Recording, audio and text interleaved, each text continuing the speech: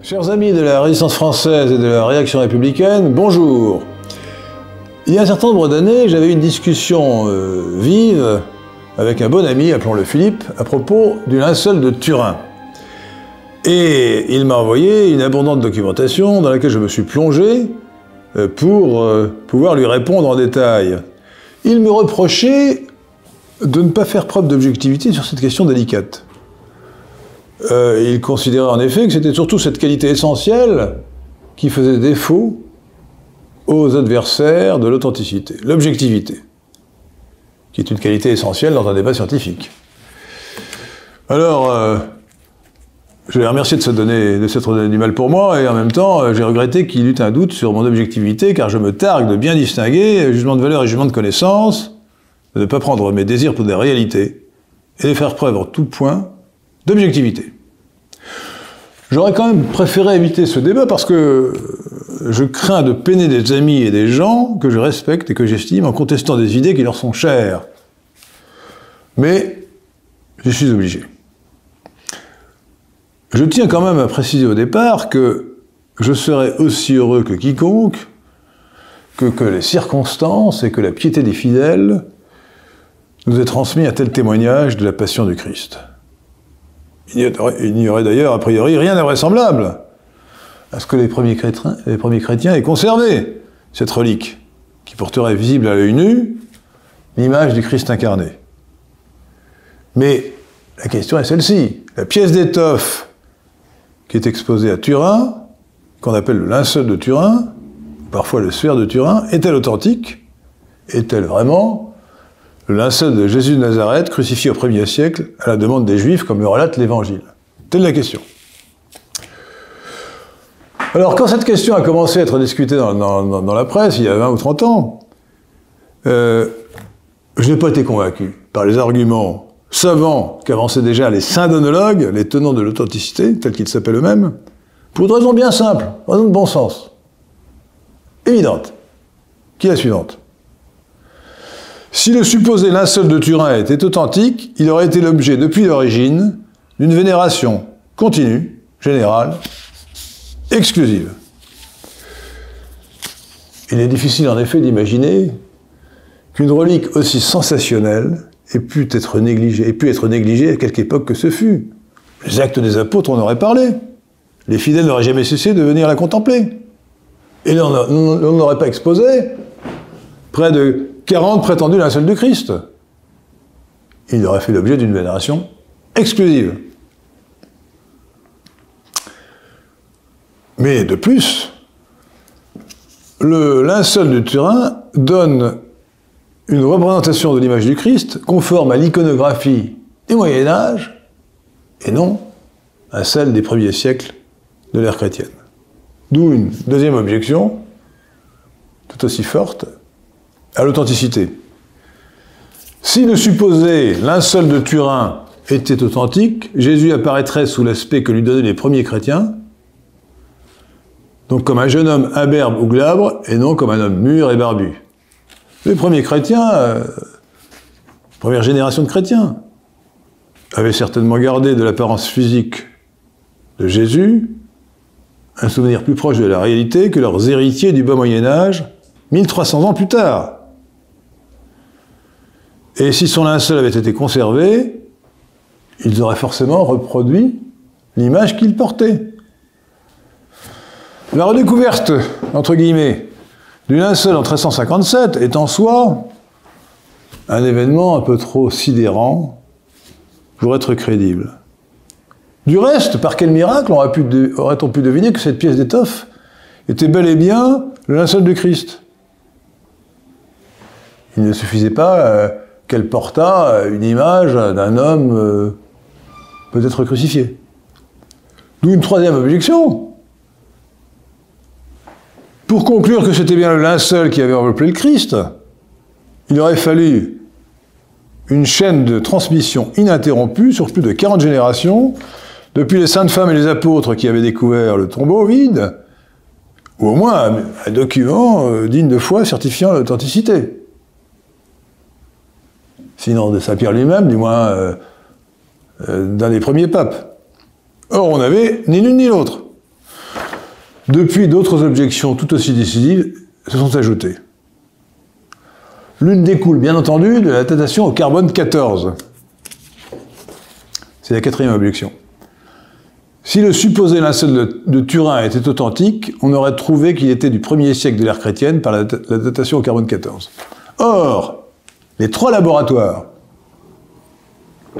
qui ont daté le linceul ont tous conclu qu'il était du bas Moyen-Âge. L'article publié dans Nature, le 16 février 1989, situe sa fabrication dans l'intervalle allant de 1260 à 1390 après Jésus-Christ. On est loin du compte. J'examinerai plus loin les contre-arguments des syndonologues. Et la discussion que j'avais avec mon ami Philippe a précisé d'ailleurs un argument aussi évident et aussi fort et aussi redoutable que les 4 précédents. Si la pièce d'étoffe qui est exposée à Turin avait vraiment enveloppé le corps du Christ, ou même le corps d'un homme quelconque, l'image qui se serait éventuellement imprimée sur le linceul serait très déformée une fois celui-ci mis à plat, par suite du développement des lignes horizontales. Faites l'expérience, prenez une poupée, enduisez-la de colorant, d'encre, par exemple, entourez-la d'une pièce d'étoffe ou un morceau de papier, et une fois que vous développerez l'image, vous verrez qu'elle est déformée. Cette considération de géométrie élémentaire suffit à réfuter la thèse de l'authenticité. Et ensuite, l'entretien donné au monde par le révérend père Jean-Michel Maldamé, ordre des prêcheurs, c'est-à-dire dominicain, publié le 3 juillet 1996, a rappelé ou ajouté un élément essentiel au dossier de réfutation, en indiquant que l'Église avait toujours été pour le moins réservée sur la question de l'authenticité. Et surtout en précisant que l'erreur avait été révélée dès l'origine, dès l'apparition du prétendu linceul de Turin à Lirey en 1357. D'où un 6e argument.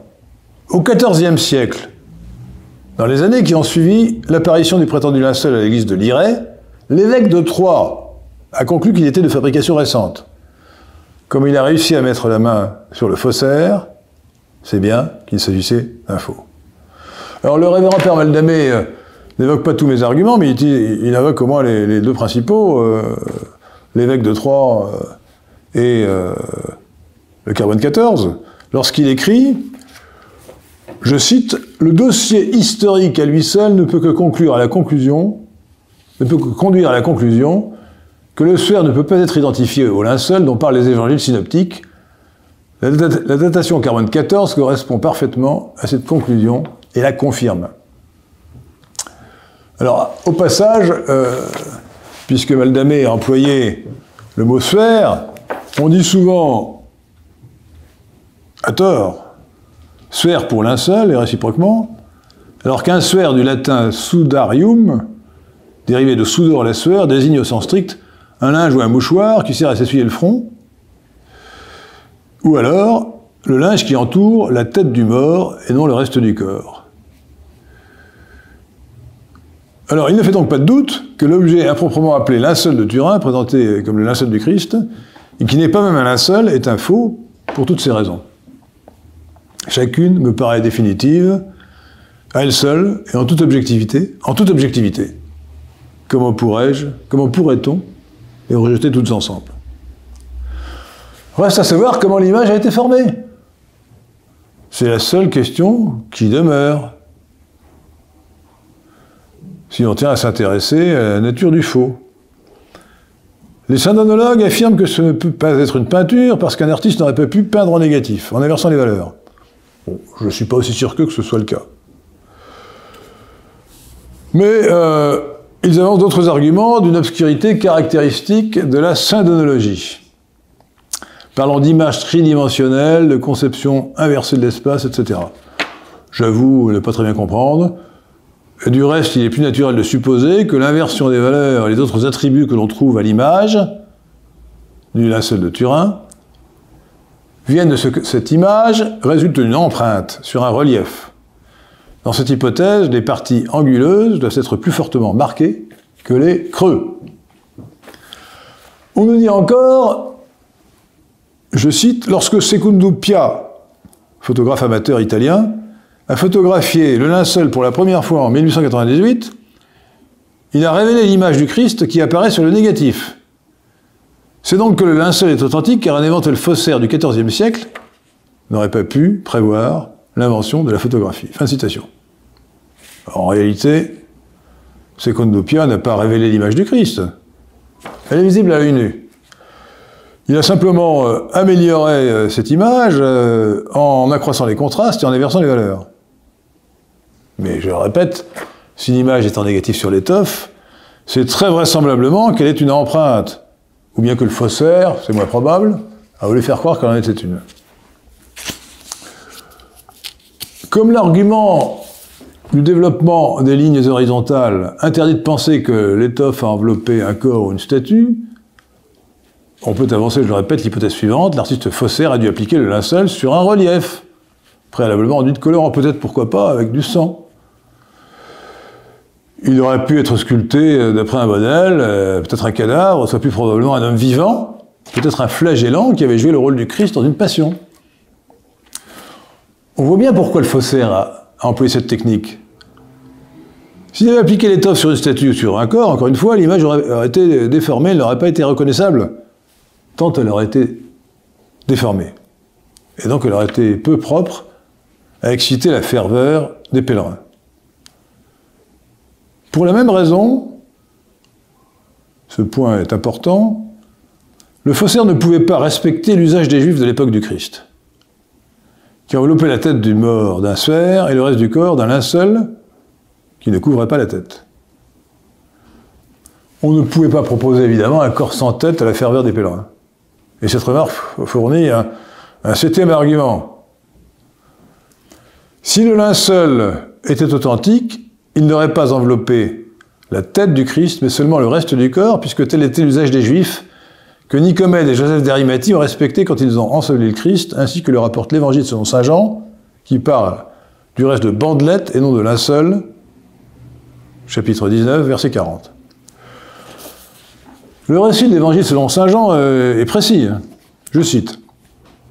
L'autre disciple c'est saint Jean. Plus rapide que Pierre, arriva le premier au tombeau. Se penchant, il aperçut les bandelettes qui étaient posées. Pourtant, il n'entra pas. Alors arriva aussi Simon-Pierre, qui le suivait. Il entra dans le tombeau, et il vit les bandelettes posées là, ainsi que le suaire qui avait recouvert sa tête, et qui n'était pas déposé avec les bandelettes, mais qui était roulé à part dans un autre endroit. Chapitre 20, versets 4 à 7. Alors, encore une fois, si le linceul était authentique, il n'aurait pas reproduit la tête du Christ.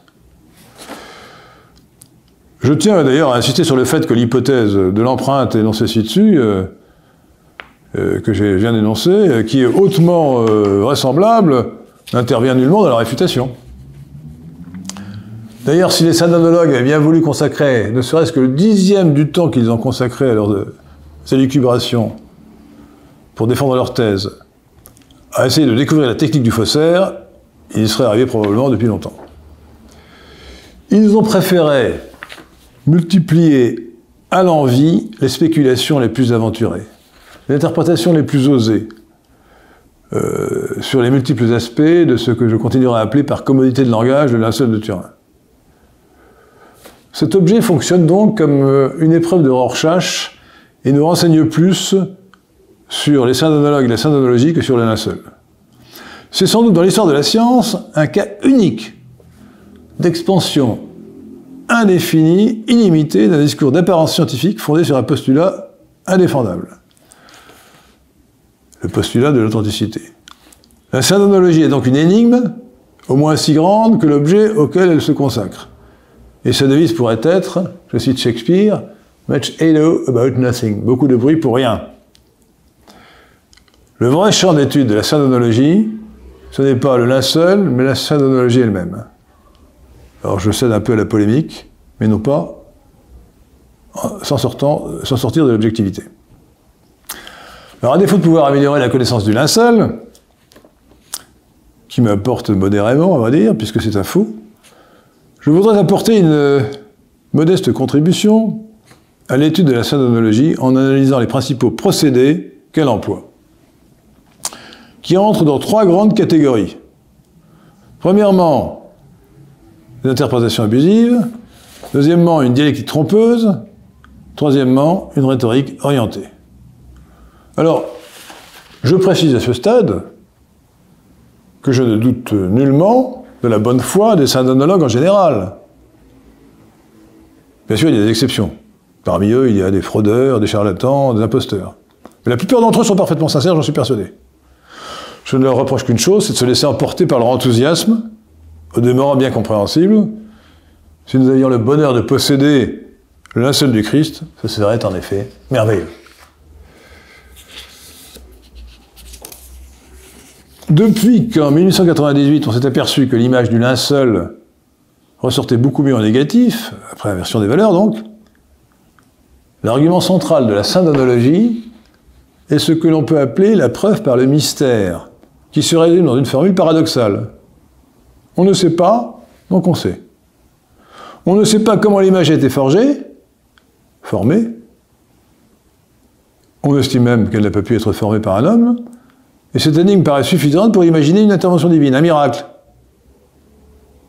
Puisque l'homme ne pouvait pas le faire, dit-on, c'est donc Dieu qui l'a fait.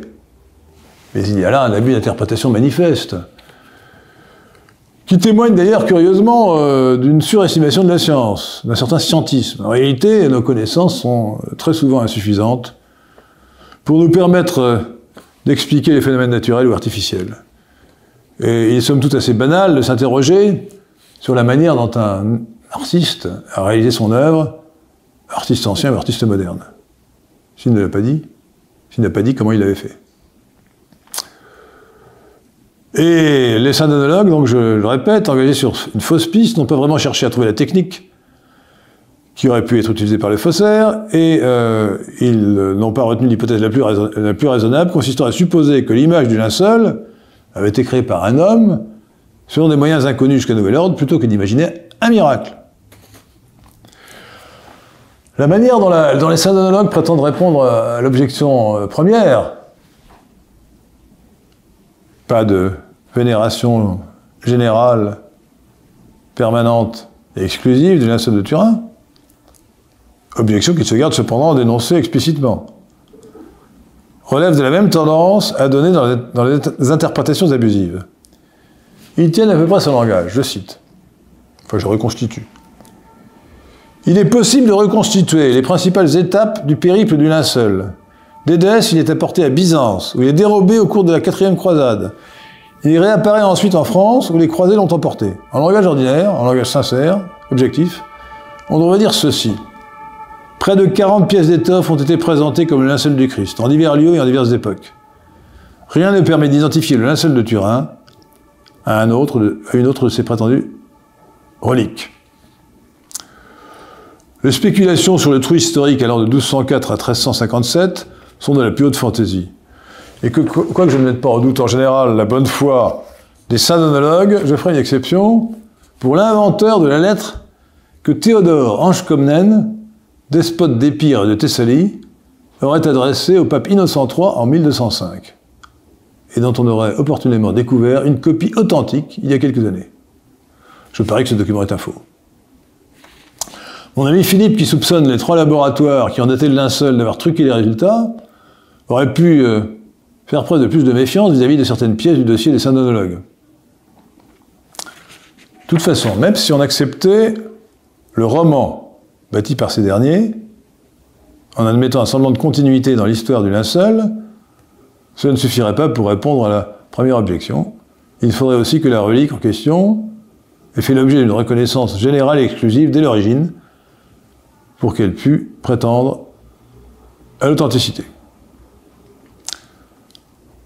Si le linceul de Turin existait, était vénéré bien avant le XIVe siècle, il pourrait avoir influencé l'iconographie, la représentation du Christ. Et on pourrait s'attendre à trouver des ressemblances entre l'image du linceul et les peintures du Christ. Mais les syndonologues ne se rendent pas compte que cet argument est parfaitement réversible. Si le linceul est un faux, il est naturel que le faussaire soit inspiré de l'iconographie que le Christ recevait, quand ils l'ont donné du Christ à l'époque où il a fait son faux. Dans cette perspective, je citerai le cas du Codex de Prague, qui est un document hongrois. C'est assez particulier. Le professeur Jérôme Lejeune, qui était un éminent savant, c'est lui qui a découvert la cause du mongolisme, trisomie 21. C'était donc un grand savant et un homme admirable, mais je suis obligé de remarquer qu'il est intervenu dans un domaine qui n'était pas de sa spécialité. Et il n'était pas archiviste paléographe.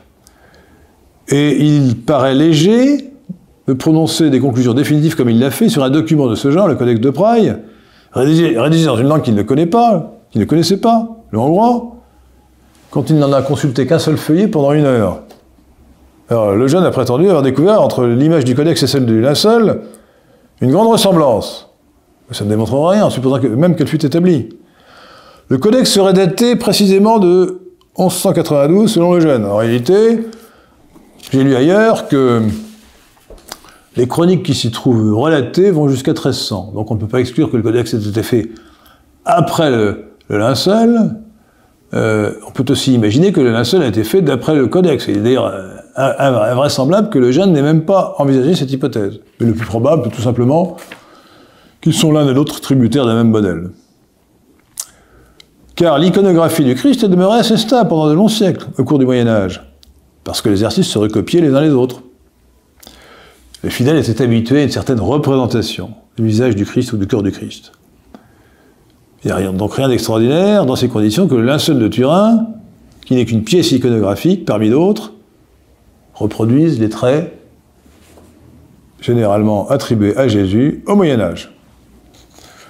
Alors les abus d'interprétation sont si nombreux que je ne peux pas les énumérer, et encore moins les démonter un par un. Il faudrait dans chaque cas demander à des spécialistes de contrôler les arguments. Je suis frappé de la dissymétrie entre l'hypercritique dont font preuve les syndonologues, par exemple à l'égard de la datation carbone 14, qui a évidemment l'inconvénient de démolir leur thèse, et l'incroyable tolérance qu'ils accordent aux hypothèses les plus extravagantes, les plus aventurées, quand elles vont dans leur sens. Je prendrai 3 autres exemples assez élémentaires pour relever de ma compétence, qui est limitée évidemment. Si les pouces ne sont pas visibles, nous dit-on, c'est qu'ils se sont rétractés au cours de la crucifixion. Alors, vraisemblablement, en effet, c'est ce qui a dû se produire, dans la réalité. Mais en ce qui concerne le prétendu linceul de Turin, il est plus simple de penser que l'artiste a demandé à son modèle de s'étendre sur le dos, pour réaliser l'image de face, en se cachant le bas-ventre par pudeur avec les mains. Dans ce cas, on peut aisément constater, on peut faire l'expérience, les pouces viennent tout naturellement se placer sous la paume. Donc il n'y a aucun argument à en tirer.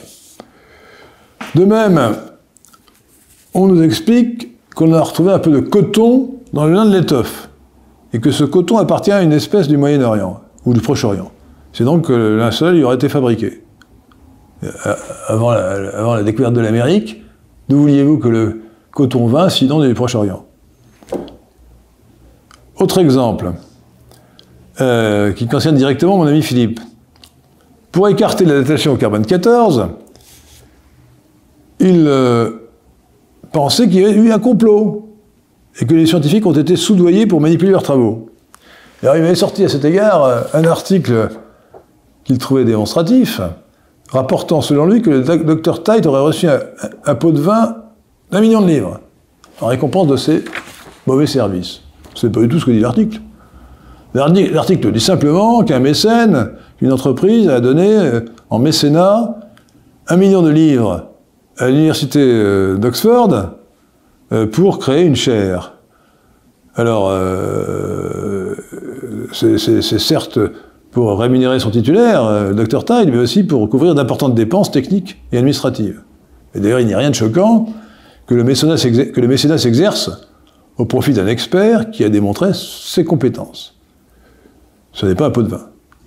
Et d'ailleurs, réfléchissons, si le Dr Tite avait trouvé que le linceul de Turin datait du 1er siècle, il serait devenu célèbre. Tout le monde parlera de lui.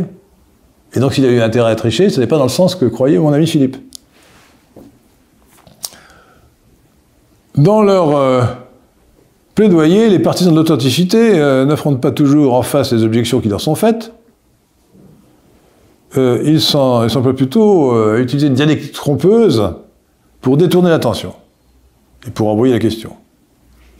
Alors, je prends l'exemple du carbone 14. Mon ami Philippe s'attachait avec beaucoup d'autres à démontrer que le traitement statistique des mesures qui avaient été faites, qui avaient conduit à la datation médiévale, était entaché de lourdes erreurs. Alors, mes compétences statistiques sont limitées, et elles ne me permettent pas de suivre la discussion, et je l'ai laissé avec Pearson et Student. Tout au plus, je ferai remarquer qu'une certaine hétérogénéité d'échantillons n'a rien d'extraordinaire, et qu'elle peut d'ailleurs relever des différences de méthodes de laboratoire. Du reste, peu importe, chers amis. L'essentiel est que les 12 échantillons au total, mesurés par les 3 laboratoires, selon un protocole parfaitement scientifique et impeccable, soient tous datés du bas Moyen-Âge et qu'un écart de 1000 ans ou plus puisse difficilement être attribué à l'incertitude des mesures. Les considérations statistiques les plus raffinées ne peuvent rien changer à ce fait. De même, il est très frappant que la 5e proposition, c'est-à-dire le développement des lignes horizontales, ne soit pas clairement examinée par les synodologues. Il est vrai qu'elle est très gênante pour eux. Au lieu d'admettre, ce qui est l'évidence, qu'un lincel, un vrai lincel, n'aurait jamais pu porter ce genre d'image, trop ressemblante, ils aiment mieux dire, le transfert de l'image est encore une énigme. Eh oui. Autre exemple plus anecdotique, mais quand même significatif. Puisque l'évêque de Troyes avait découvert le faussaire, on nous objecte, oui, mais que l'évêque de Troyes avait conclu que c'était une peinture alors qu'il est acquis que ce n'en est pas une. Et donc il avait tort sur tout. Non. D'ailleurs, ce n'est même pas l'évêque de Troyes lui-même, mais son successeur qui a dit que c'était une peinture.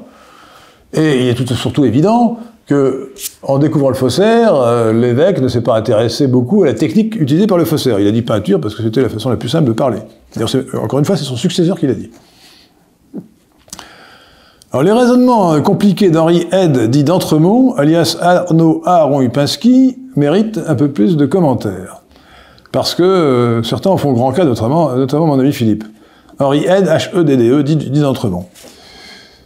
Upinski, donc. Je cite mon ami qui a dit ceci. En identifiant les 5 seuls statuts possibles du fait générateur de l'image empreinte du linceul, Upinski a délimité en 5 points le champ épistémologique des recherches scientifiques appliquées à cet objet. Champ épistémologique.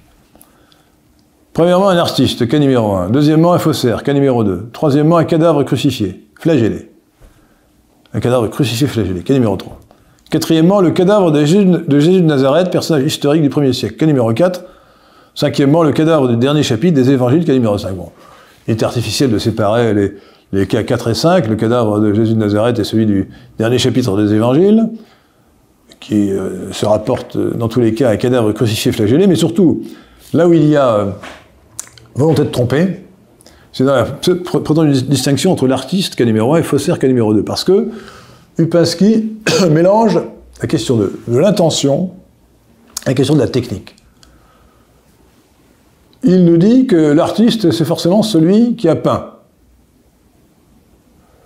et que le faussaire, c'est celui qui a utilisé une autre technique. Ben non.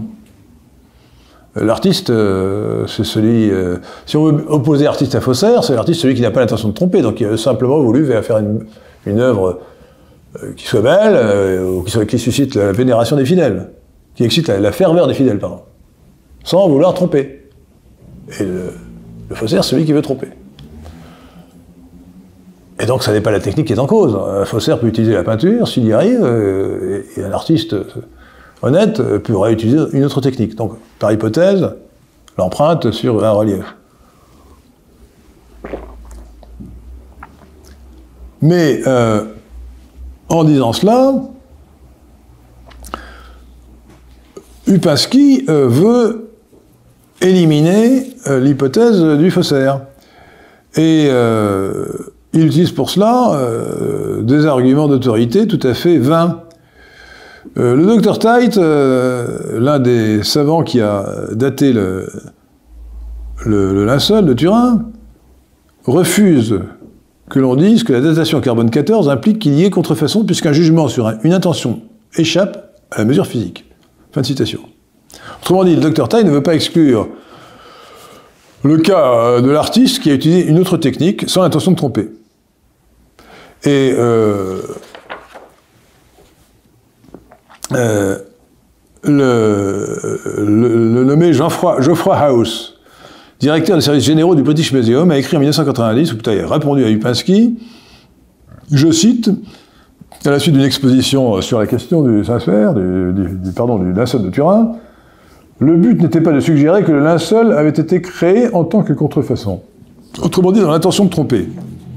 Lipinski croit pouvoir affirmer, triomphalement, en s'appuyant sur ces deux lettres, celle de Dr Taille et celle de House, que plus personne ne défend la thèse du faux, que le linceul est donc authentique. La seule question en suspens étant de savoir, je cite, s'il s'agit d'un authentique du 1er siècle ou d'un authentique médiéval. Et voilà qui est absurde.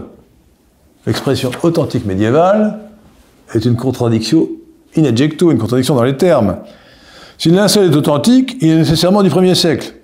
Ensuite, ni Taille ni House n'ont affirmé que le linceul n'était pas une contrefaçon. En anglais, forgery, ou qui implique l'intention de tromper. Ils se sont contentés de dire, de ne pas se prononcer sur la question en laissant ouvertes les deux branches de l'alternative, faux, réalisé dans l'intention de tromper, ou faux, réalisé dans une autre intention. Sans remettre en cause, évidemment, la validité de la datation au carbone 14, sa conséquence imparable. C'était de leur part un scrupule scientifique qui les honorait. On peut supposer aussi que le directeur du British Museum, ou le responsable du British Museum, pour être plus exact, ne tenait pas à affronter la furie de certains syndonologues. Je récapitule. Lipinski, pour éliminer le cas le plus litigieux, parce que le plus probable, invoque l'autorité de Taille et House en se fondant sur de simples lettres, qui n'ont pas le caractère de documents scientifiques, et il leur donne un sens et une portée qu'elles n'ont pas. Dans un autre texte, qui est, je crois, aussi du Lipinski, la réfutation de son cas numéro 2, c'est-à-dire le faussaire, qui selon lui aurait utilisé une autre technique, donne lieu à un véritable galimatia. Je cite, « Entre l'artiste et le faussaire, il y a toute la distance de la technique reconnue et l'artifice caché. » On est en pleine confusion. Mais le meilleur est à venir. Un doute subsistait donc que devait lever le carbone 14, SIC. Faut pas manquer d'air, pour oser dire que la datation carbone 14 aurait montré que l'objet n'était pas un faux. Et Lipinski ajoute, en soi, une simple datation ne saurait prouver une contrefaçon. Il ne s'aperçoit même pas qu'il contredit son allégation précédente, selon laquelle le carbone 14 aurait levé le doute. Cette fois-ci, c'est pas une erreur. Si on admet que la contrefaçon applique l'intention de tromper, mais c'en est une si on assimile contrefaçon à faux en général. En glissant du sens d'un mot à l'autre, on crée la confusion. Mais le mieux est à venir. Lipinski dit encore, seule la trace d'un artifice technique fait de madame, non acceio poiet, sic, peut prouver une contrefaçon, même s'il s'agit d'un simulacre. C'est la non-reproductibilité qui est la clé de l'énigme. Fin de citation. J'espère qu'on peut traduire. Pour moi, ces propos n'ont aucun sens. Que dire aussi de cette phrase du Lipinski? La démonstration que dans l'état de la recherche, le linceul apparaissait comme scientifiquement authentique au 3e degré par défaut ne fut pas contestée. Alors, je connaissais des objets authentiques, scientifiquement authentiques, mais scientifiquement authentiques au 3e degré par défaut, là, c'est encore mieux. Alors, les analyses, ou prétendues analyses du Lipinski, ont déjà montré l'exemple d'une rhétorique orientée, avec cette trouvaille de l'authentique médiévale. Les partisans de l'authenticité emploient souvent un vocabulaire biaisé. Ils prétendent d'abord que l'étude du linceul, syndon en grec, est une discipline à part, qu'ils appellent la syndonologie. Le nom de la nouvelle science préjuge la réponse à la question de l'authenticité, puisqu'il implique que cette pièce d'étoffe est un linceul. Et du fait même qu'elle existe, que cette science existe, elle institue une catégorie de spécialistes qui seraient seuls qualifiés pour se prononcer en la matière. Je suis moi-même obligé, par commodité de langage, autant que par courtoisie, de me référer à cette prétendue syndonologie, de parler du linceul de Turin, sans guillemets, sans ajouter systématiquement supposé ou prétendu linceul, alors que je suis persuadé que ce n'est pas un linceul, ni celui du Christ, ni celui d'un autre homme, et non seulement j'en suis persuadé, mais je l'ai démontré. On évoque aussi, dans cette littérature, l'énigme du transfert d'image entre le corps et le linceul, quand il serait plus juste de parler de fabrication ou de formation de l'image sur l'étoffe. Autre procédé rhétorique, utiliser un vocabulaire ronflant. Upinski, toujours lui, s'intitule « Mathématicien épistémologue ». Alors, mathématicien, je veux bien, je crois qu'il a donné des cours de mathématiques, mais je ne sais pas trop ce qu'est un épistémologue. Mais il met l'épistémologie à toutes les sauces. Tout à l'heure, vous vous rappelez, le citant, notre ami Philippe parlait de champ épistémologique. Comme le carbone 14 contredit les analyses des syndonologues, il y voit, je cite, une contradiction épistémologique, ce qui fait plus savant qu'une contradiction tout court. Selon le dictionnaire Robert, l'épistémologie est une étude critique des sciences destinée à déterminer leur origine logique, leur valeur et leur portée. Elle est invoquée bien mal à propos, je ne vois pas la différence entre l'épistémologie et la science. Donc j'ai toujours trouvé que la syndonologie affectionnait un style abscon, se complaisait dans l'obscurité. Il s'agit apparemment d'un système qui permet d'éviter les objections gênantes et qui permet de masquer les parties faibles de l'argumentation, en donnant l'illusion de la profondeur. Autre procédé de la syndonologie, la multiplication des références ésotériques à des disciplines spécialisées. Sur ce point, ils ont un avantage stratégique indéniable, les syndonologues. Ils ont consacré beaucoup plus de temps que leurs contradicteurs à l'étude du prétendu linceul de Turin. Ils peuvent donc invoquer toutes sortes de résultats ponctuels, invérifiables. Comment voulez-vous résister à une telle avalanche de résultats invoqués, présentés comme définitifs? On additionne des centaines de milliers d'heures de laboratoire qui auraient été faits pour démontrer l'authenticité du linceul. Mais il n'y a pas de cela, il n'y a pas dans tout cela de réponse. Et il ne peut pas y en avoir aux 7 objections que j'ai énoncées. En réalité, il n'y a pas la moindre preuve de l'authenticité. Il ne peut pas y en avoir. S'il y en avait, c'est bien alors qu'on pourrait parler de contradiction, je dirais même pas épistémologique, mais métaphysique. Il y a peu de chances qu'une telle incohérence puisse apparaître dans un monde que le Créateur a voulu harmonieux. Donc je crois que les syndonologues pourraient trouver d'autres champs d'analyse à leur vaste intelligence, plutôt que de défendre une thèse indéfendable. Je peux ajouter à toutes ces preuves d'autres arguments, d'autres précisions. En 2005, Paul-Éric Blanru a réalisé sans difficulté une réplique du visage du linceul du Christ en appliquant une étoffe sur un relief enduit de colorant, ce qui montre bien que l'hypothèse que j'avais évoquée, qui tombait sous le sens, était la plus vraisemblable. Deuxième précision, dans un savant article en anglais qui date de 2009, où il a pris la peine d'examiner en détail les élucubrations des syndonologues, l'archéologue Keith Fitzpatrick Matthews a soulevé des objections supplémentaires à l'authenticité. Vous trouverez cet article sur Internet, il s'appelle Keith Fitzpatrick, F-I-T-Z, P-A-T-R-I-C, K, traduction Matthews, M-A-T-T-H-E-W-S. Première objection supplémentaire. L'image qui figure sur la pièce d'étoffe est anatomiquement impossible, le cou et les jambes sont trop longs, il n'y a pas de nombril, etc. Deuxième argument, encore supplémentaire. Le tissage du linceul, du prétendu linceul, est celui qui était employé en Europe au XIVe siècle, mais il était inconnu en Palestine au Ier siècle. Troisième argument, peut-être le meilleur. Les évangiles ne parlent pas d'une seule pièce d'étoffe, mais de bandelettes de lin. Luc 24, 12, Luc chapitre 24, verset 12, Jean chapitre 20, verset 40, chapitre 19, verset 40, chapitre 20, verset 5 à 7. Alors, il est vrai que les évangiles synoptiques, donc Matthieu, Marc et Luc, parlent bien d'un linceul dans le corps du Christ a été enveloppé. Matthieu, chapitre 27, verset 59, Marc, chapitre 15, verset 46, Saint Luc, chapitre 23, verset 53.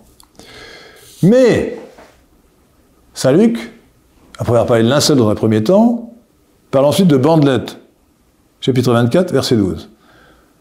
Alors que les deux autres chapitres, les autres évangiles synoptiques, Matthieu et Marc, ne reviennent pas sur la question. Ils parlent simplement de linceul, sans parler de ce qui a été découvert dans le tombeau vide.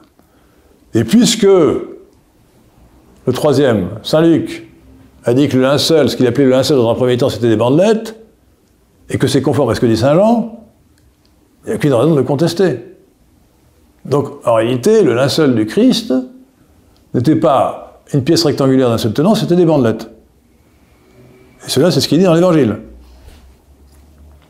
Quatrième objection, comme il y a quelques fibres de coton qui sont mélangées au lin, on peut en déduire que le métier à tisser qui a servi à fabriquer le prétendu linceul de Turin avait d'abord servi à faire antérieurement servi à faire un vêtement en coton.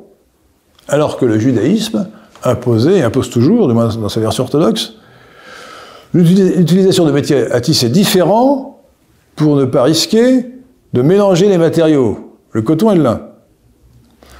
Alors je suis quand même obligé de dire, avant de conclure, que deux historiens estimables, que je connais bien, que j'ai reçus à Radio Courtoisie, j'ai même nommé Jean Sévillia patron d'émission à Radio Courtoisie, et que j'estime et que j'apprécie, l'un comme l'autre, donc Jean Sévillia et Jean-Christian Petit-Fils, ont pris en 2022 fait et cause pour l'authenticité du linceul de Turin. Pour autant, ils n'ont pas pu mieux faire que de recenser, et de reprendre à leur compte, les prétendues preuves accumulées par les saints analogues depuis des lustres. Preuves qui relèvent toutes du délire d'interprétation, quand elles ne sont pas de pure et simple forgerie. Sur ce sujet, chers amis, la messe est dite depuis belle lurette, et elle a même été dite par l'évêque de Troyes, qui n'avait rien d'un ennemi de la foi, et qui, juste après l'apparition de la prétendue relique à Lirey au XIVe siècle, a réussi à trouver le faussaire. Je vous remercie.